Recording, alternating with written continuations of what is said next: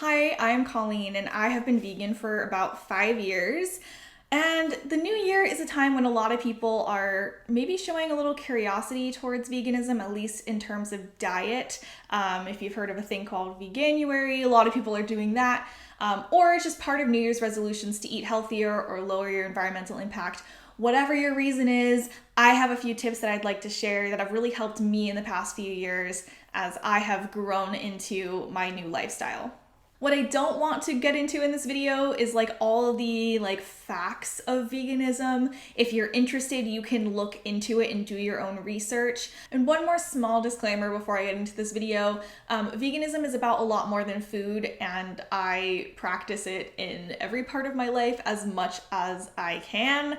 But I will obviously be focusing a lot on diet because I think that's what most people sort of think of, and that's what most people sort of start with when they are transitioning. And I know that was true for me. All right, now on to the tips.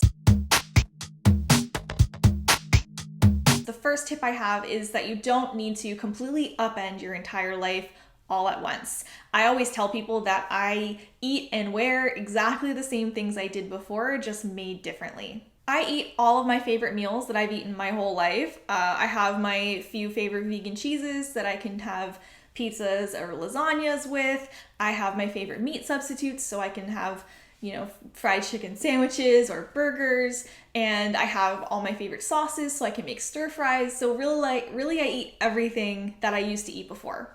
I know that some people choose to go vegan overnight, and that's that, and that works for them, and that's great. But for most people, it's okay if it's a little bit of a gradual process, and it takes some time to really think about all the things that you have to think about in order to feel like you are living in line with your values. The next tip is to keep an open mind when you are trying new things. Your palate will change. It just takes a little bit of time, especially because your brain is still going to be hardwired to crave all of the high fat animal products that you're used to eating. For example, things like meat and cheese substitutes, like fake meat and stuff, it's fun to load up on that stuff when it's new and exciting. But the truth is, you're not going to like all of them. And if you have your first time trying a vegan cheese and it tastes terrible, it doesn't mean that all vegan cheese is terrible. It might mean either A, you're still taking some time to adapt to new flavors, or B, maybe that one's just not good to you and you shouldn't be eating that one, and there are other options that you would like better. This happened to me a lot in my first couple years of being vegan. I tried a bunch of different meat and cheese and other dairy-based product substitutes, and it takes a long time to kind of find the ones that you like. And even for me, there are certain ones I like for different purposes. There are some yogurts I like more for things like baking with, versus eating plain versus eating with granola. And same goes for things like cheese. Some of them I like better on pizzas or things with a tomatoey sauce, and some things I would eat on other foods like sandwiches that I wouldn't eat in the other context, if that makes sense. And even within all of that experimentation, it takes time to get used to the different flavors and textures. There are a couple things that when I first tried them, I did not like them. I read somewhere that there was a study that it takes you 7 or 8 times of eating something before it becomes sort of normalized as part of your diet. And that is something that I kept in mind a lot when I was going through the process. Something I'm asked about a lot is what I do about cravings. When you have eaten a certain way your entire life and all of a sudden you are switching to something else, you are definitely going to be craving the things that you ate before. One of the things that I keep in mind is that cravings aren't everything. They can feel very urgent, but a lot of the time it passes. Often my cravings came from when I was just really, really hungry and I didn't have a plan for what to eat. Obviously, my brain is going to do what it did for the first 24 years of my life and tell me I needed, something like cheese pizza or a steak or something, when in reality, I didn't actually want that food. It's just what my brain did when I was hungry and needed something to eat. One of the big life-changing moments that happened to me pretty early on in being vegan was I actually called myself out on my craving once. I was really hungry one night. All I wanted was a cheese pizza from a place that I grew up near, and just like, I was just really craving it. I really wanted that cheese pizza, and I knew logically I didn't. So I had a cheeseless pizza ready to go, but I took a slice of cheese pizza and I took a bite of it, and immediately I cannot describe what it tasted like. It literally just tasted like fat on bread. Like there was no flavor to that cheese to me anymore. And again, this is something I grew up eating. It's not like that one pizza just had bad cheese. Like I knew what it should taste like, and it did not taste like that anymore to me. And that was one of the first moments when I really realized, okay, craving in the brain is not the same thing as what's going into my mouth. And your palate changes. It really does change. And it takes a long time for your brain and your palate to kind of sync up and start to crave the things that you actually know are things that still taste good to you. I know I was talking a lot about substituting things, and that's all good. It's nice to try those things. But from the day-to-day, especially if you have a more health-focused for why you want to eat more plant-based, it's really important to rethink the way that you build your dinner plate or your lunch plate, whatever. When you follow the standard American diet, meat is the focus of the dish. It carries a lot for you because meat has a lot of fat. It kind of triggers those things in your brain. It has that juiciness. Like there's a lot to meat that just sort of carries your meal for you, and you don't have to think a lot about seasoning or textures or anything like that. When you take that meat away, it's not enough to just be like, here's some mashed potatoes and some peas and carrots, and that's my meal now, right? Like you can't just take the meat away and not replace it or rethink the way that you are going about your meal. When you're making a plant-based meal, you have to think a lot more of seasoning. You have to season your food a lot more and a lot differently than you did before. You have to have a nice balance of things like legumes or other protein, starches, vegetables, whole grains. It's just a lot more is going on than just like slop some meat and bread on a plate. Anytime you're making a huge lifestyle change, you have to make sure you plan ahead, especially when it comes to something dietary related, because you have to eat regularly through the day. And if you're hungry, you're a lot more likely to go into those older patterns that you did before. It's really important to find your favorite sort of weeknight easy meals, whether that's takeout from a local place or a fast food restaurant that has a vegan option or two, or foods that you can cook yourself and you know are super easy and quick and delicious.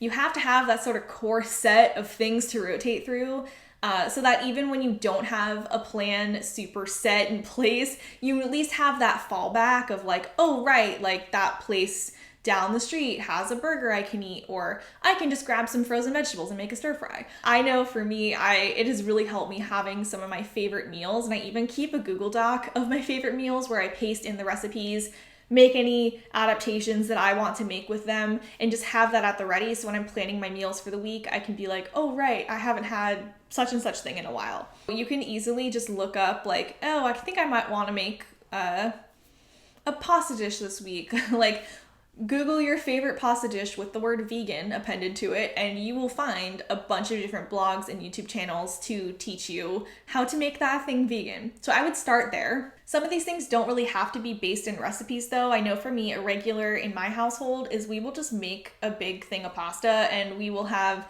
some sort of sauce, usually store-bought, some vegetables of some sort, and then the Beyond Hot Italian sausage is delicious, highly recommend. And that's like a pretty regular meal. And same thing with like a taco bar. If you really like beans, you could do bean-based, or if you like the fake meats like Impossible or Beyond, you can make tacos with that. So we do that quite a bit. There are, of course, more intricate meals that I do a bit more planning ahead for. And I do also keep track of my favorites of those, so that if I do want to have a little more fun in the kitchen, I have those ready. Recently, I made some gyoza with the product called Omni Pork. It's like a meatless pork situation, and they were absolutely delicious, so that's a new one. But I also like to make sushi. I make like a spicy tuna with tofu, so I really like that. I also have a homemade ricotta recipe with tofu that I like, so I can make lasagnas, which is a nice fun meal to make. Once in a while, I also like to make things like shepherd's pie or tofu pad thai. I have this favorite fried chicken brand. They're called Atlas Monroe. I like to order their fried chicken so we can make like a big like home style kind of meal. So I do have my favorite more like time intense meals, but overall for my day to day, I'm not pulling out those things every day and trying to make like a big gourmet meal. Be kind to yourself. There absolutely will be times when you will eat something that has animal products in it. Whether it's by accident or someone serves it to you, it happens. It is just the culture that we live in. There have been a handful of times in my experience when I have eaten an animal product. Often it was something that was served to me. So one example of this is like I'll order some sort of sandwich or something and I will make sure to ask about the mayonnaise and all the, insides, but they'll put like a tiny bit of butter on a slice of bread. That's on me. So when accidents happen, it doesn't mean that you are a terrible person. It doesn't mean that you have fallen off the wagon and now you should just eat whatever because nothing matters anymore. Like, it is just a slight misstep. You're still good. Everything's fine. You just take the lesson and try to do better next time. All right, so the last tip is just remember why you want to do this. So whether you want to be vegan or you just want to incorporate more plant-based meals into your life and have more of a plant-based diet, remember your reasons for what actually matters to you. For me, it was just a compounding of lots of different things as I was doing research. It just really became a point of the more I learned, the worse it got. And then it got so bad that I just couldn't live the way I was living before.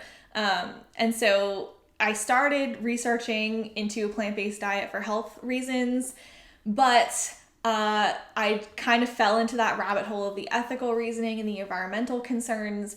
And I found those reasons a lot more compelling than me lowering my cholesterol or like thinking about my personal health. But for me, the absolute root of it is that I don't think anyone should have to suffer for me to eat something for about 10 minutes of my life. That is something I can't justify, especially when it comes to the environmental impact of that food. It just doesn't make sense, especially when we have so many people in the world to feed and we spend so much of our land growing food to feed to the animals that only some people get to eat. Like, it just doesn't make logical sense to me. And these are the things I think about when things are a little tough or I'm in a social situation where like I'm stuck eating a side salad and fries and everyone else is judging me. I just remember that there are other reasons why I do this, and like the one meal I'm currently in doesn't really matter in the grand scheme of my life, but the impact that I have on the world does. So anyway, for me, I just could not ethically put my money behind these businesses anymore. And it is really empowering once you get through a lot of the social awkwardness, because the social thing was really hard for me for the first couple of years. Once you get through a lot of that, it does get easier and it feels really good to live my days and eat my meals and buy my clothes in a way that I feel aligns with my values, and I feel like I am avoiding putting money in pockets of people who are doing things that I wouldn't do myself. So I hope this video helped you wherever you are in your journey with this, whether it's something you are wanting to commit to or it's something you're just curious about. I'm here. I'm happy to answer questions. I've been doing this for a long time. I'm happy to give recommendations for which vegan cheese I use for which meal. I also have a long list of vegan ice creams that I really like. So anyway, hit me up. Happy to help and share some more tips. But I hope that these tips were enough to get you thinking and get you started and just helping face this journey a little bit more easily. So thank you so much for watching this video. Please give it a thumbs up and subscribe if you enjoyed it, and I will see you in my next video. Bye.